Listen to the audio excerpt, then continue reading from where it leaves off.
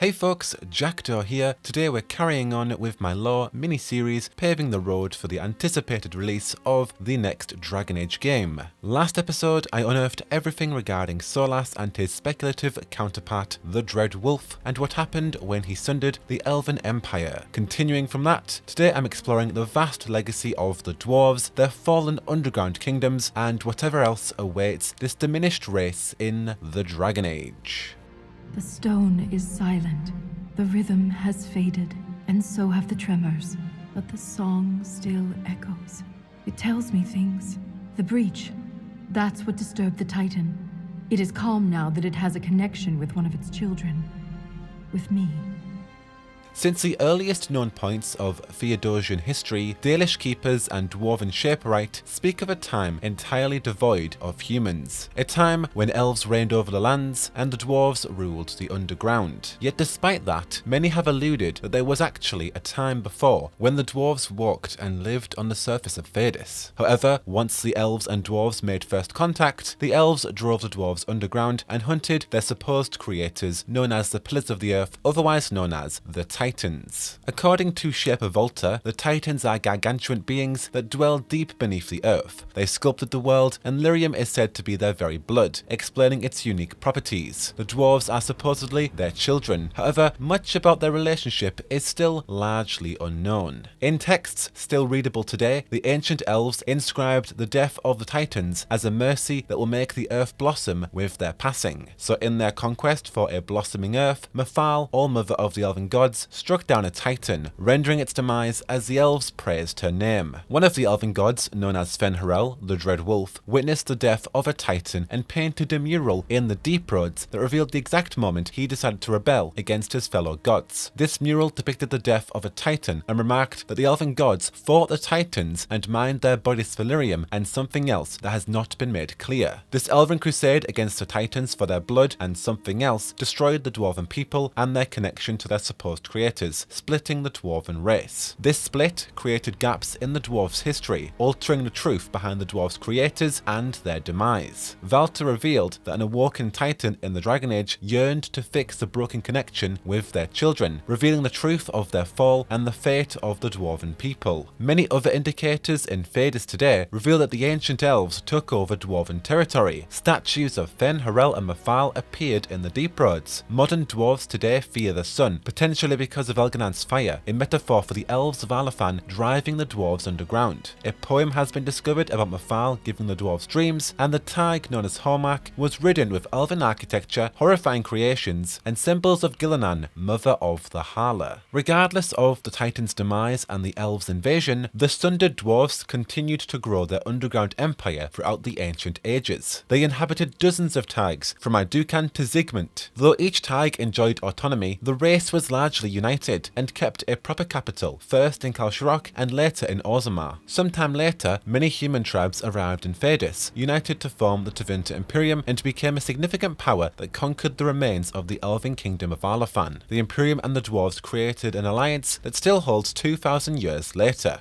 Before the First Blight, the dwarves thrived. Orzammar was known for its great flourishing of art, commerce, and engineering. The dwarves invented golems, and the first surface Thaig was established. However, the dwarves' world beneath the world was all but destroyed when the Darkspawn attacked with the First Blight. Several dwarven kingdoms were destroyed completely by the Darkspawn, as they used the Deep Roads to systematically sack dozens of Thaigs. However, the four largest, Orzammar, Kalsharok, Hormak, and Gundar, survived by working together and sealing off key roads. Once Dumat was slain, the remaining Darkspawn drove back underground. For surfacers, the generation-long battle was over, but the blight continued for the dwarves. Kalsharok was hit incredibly hard. However, the dwarves of Orzammar sealed the last of the Deep Roads leading into Kalsharok in their own interest of self-preservation. Unbeknownst to the dwarves of Orzammar, Kalsharok survived, only to learn that they had been abandoned by their capital. Henceforth, the old capital of Kalsharok, Hormak, and Gundar Thaigs were assumed lost by the Dwarves of Orzammar, but that wasn't the case for Kal'Shorok. The Thaig continued in isolation until it was recently rediscovered early in the Dragon Age. Relations between Kal'Shorok and Orzammar are still tense today, understandably, with Kal'Shorok's leadership yet to publicly forgive Orzammar for its actions. Be that as it may, there is no finer place where the Dwarves' culture is celebrated more than in Orzammar, the current Dwarven capital. This is largely because Kal'Shorok has evolved in isolation for many years. Its changes and adaptations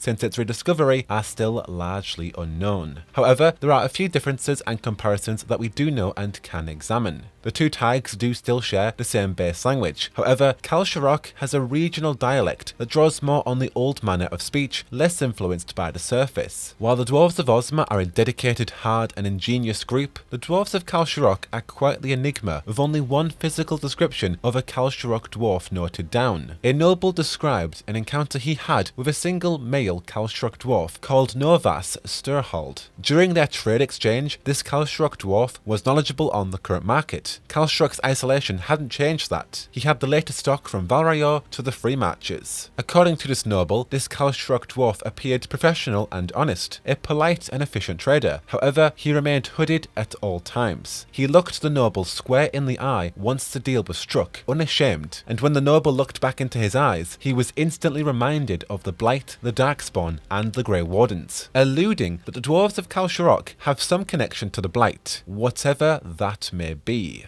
Before the Darkspawn, all dwarves in many Thaigs followed the stone. The belief that the dwarves are the children of the stone, born of the earth itself, with the pursuit that one day they will return to the stone in death to become an ancestor. The stone is believed to be a living and shifting entity with a will that surrounds and guides the dwarves. She supports them, shelters them, and offers them the most priceless gifts of the earth, such as ore, gems, and lyrium. While the Dwarves of Orzammar continue to live for the stone, its influence today in Thaigs like Kal'Shorok are rather unknown, further showcasing that the influence of the stone may not have the influence that it used to have. Exclusively in Orzammar are the Shaperite, an institution that maintains written records, tracks the dwarves' history, and documents the stone using lyrium. These records are preserved in Orzammar's archives, known as the Memories. Details on every dwarf in Orzammar are recorded in the Memories. Things like deaths, marriages, inheritances, and many dry facts of the dwarves' history. Yet, ironically, records on the Titans, the Primeval Thaig, Kal'Rapatar, and the Kadalash Thaig are still missing from the Memories. Unlike Kal'Shorok, in Orzammar, a dwarf is born into a societal role divided into many rigid castes. At the bottom of the social hierarchy are surfaces and casteless dwarfs. Rejected by Orzammar and the stone, they are stripped from the Memories as if they never existed. Above that are the lower caste, which involves the servant caste. Then there's the middle caste, which involves the merchant, mining, artisan, smith, and warrior castes. And then there's the upper caste, which is the noble caste. Only those born to smith caste parents may become blacksmiths. And a servant who marries a noble woman will never be a noble himself. His daughters will be nobles, and his sons will be servants, for daughters inherit the castes of their mother, while sons inherit the castes of their father. However, Kal'Shorok does not place the same emphasis on castes. Instead, members of its assembly may come from any family. The Thaig also doesn't recognise the King of Orzammar in any official capacity. The Dwarves of Kal'Shorok still honour ancestors called paragons, but they do not recognise the paragons of Orzammar, just as Orzammar does not recognise theirs. While Kal'Shorok diverges from Orzammar in many ways, the Thaigs share the same concept of the Legion of the Dead. Orzammar's Legion are a military unit that permanently leaves Orzammar to fight against the Darkspawn in the Deep Roads. Legionnaires are recorded as dead in the Memories. They adorn funeral tattoos and bid farewell to their past lives. Many dwarves join the Legion to clear their slate. Criminals join to avoid punishment. The dishonoured join so that their houses and families need not suffer on their behalf. The bankrupt join so their debts may be forgiven, and a very few join for a last chance at glory, but the Legion takes them too. Kal'Shorok has its very own version of the Legion of the Dead, known as the Rock Knockers. They are less stoic and less committed to inevitable death, honourable or not. And then we have the Merchants Guild, without question the most powerful surface dwarf institution, a prestigious club that regulates trade between Orzammar and the surface. While the Assembly would never admit it, the guild quietly controls the entire economy of Orzammar. And finally, one of the most distinct and unique Dwarven institutions is the Ambassadori, a body of Orzammar representatives sent to advise the Tevinter Archon and the Magisterium. They also manage trade between Orzammar and Tevinter. They had embassies in Manrathis, Neraminian and Ventus, but I assume the last two embassies will have been destroyed by the Qunari, which would mean that Manrathis's embassy is the current last standing branch of the Ambassadori. In any event, the tumultuous history of the Dwarves has recently shifted dramatically with the awakening of a single titan and the rediscovery of Khal Sharok. Surely, the Dragon Age will have many answers for the Dwarves and their legacy. Let's explore many other plot points and avenues for the Dwarves in the next Dragon Age game. The Titans' Awakening.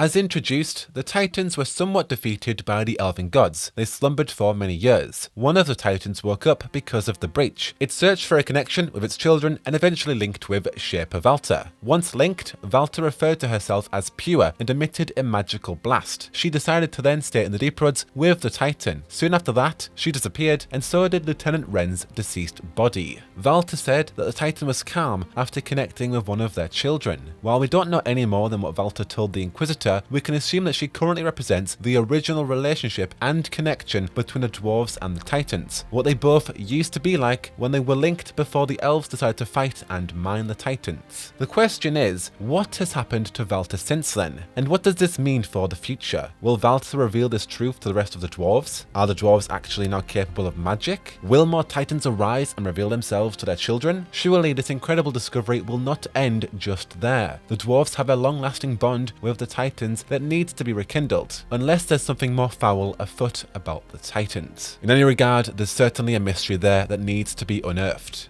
The Primeval Thaig. Dating back to the founding of the first Thaig and not even mentioned in the memories, the Primeval Thaig is speculated to be one of the first ever Thaigs created by the Dwarves. It was left untouched by the Darkspawn, inhabited by a group of wraiths known as the Profane, and even more ominous, the Red Lyrium idol was discovered there, the first ever known sighting of Red Lyrium in modern day Phaedus. Even Corypheus himself was curious about this Thaig because of Red Lyrium, and as of which he discovered it and began to use Red Lyrium as a weapon for his armies. This Thaig has shown the world of Phaedus nothing but danger, yet even more mysterious, the Red Lyrium idol apparently belongs to Solas, an ancient elven god. Therefore, what does this mean about the Primeval Thaig and its origin? Is it elven in nature, yet dwarven in design? Because that's exactly what the Red Lyrium idol is. It's elven in nature, considering it belongs to Solas, however it was clearly created by the Dwarves. So, did the Dwarves witness a catastrophic event regarding the Elves, and then depict that event through the Red Lyrium idol? And does this Thaig have something to do with those events? Quite possibly, but only Solas and a few others in Phaedus seem to know this truth. Even so, it seems like the idol will feature heavily in the next game, so perhaps these mysteries may have an answer soon enough. Gundar, Hormak and other lost Thaigs.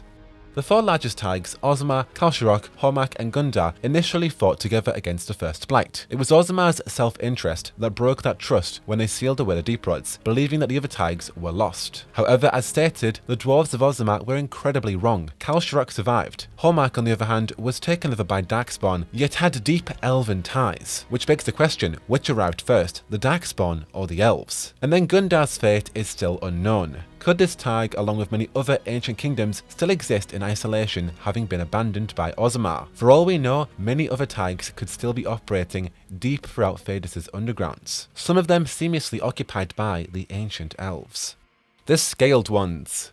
In the ancient ages, sometime after the Imperium was founded, the Dwarves warred with a mysterious reptilian race known as the Scaled Ones. Not much is known about this race, however the ancient elves seemed to have dealings with them too, as they created frescoes of the beasts. These frescoes depicted them as tall humanoids covered in scales, with powerful jaws and sharp talons. The Dwarves were victorious in their conquest. The Scaled Ones retreated and have not been seen since. Besides some mad ravings, they seem to have vanished from historical records. While complete speculation, the most obvious entity the Scaled Ones could be are one of Gillilan's many creations. Other than that, they're a complete enigma that in historical records don't exist anymore.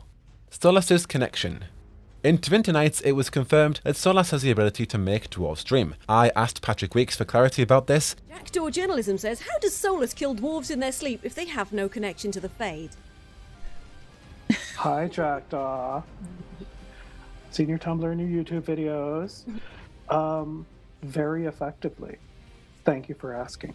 However, the dwarves have no connection to the Fade and therefore cannot dream. So how the heck can Solas do this? Well, there is an old poem about Mafal giving the dwarves dreams. But how so? Did she have a deeper connection with a titan? Did she link with a titan? Or did killing a titan alter the connection of the dwarves to Mafal? If so, when Solas absorbed an aspect of Mafal's power, did he gain this ability from that exchange? Explaining why he can now make dwarves dream. It's plausible, but still a mystery that requires clarity.